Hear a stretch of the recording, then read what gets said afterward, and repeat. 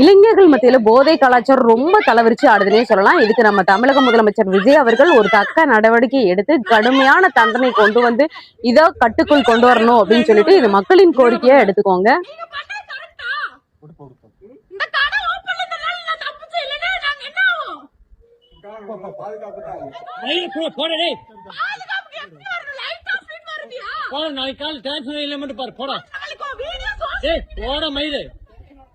அப்புறம் எங்க போவ? போடா மயிறு போடா.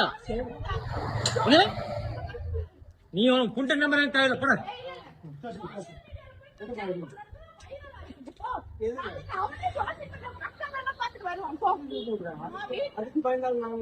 அப்படியா போ.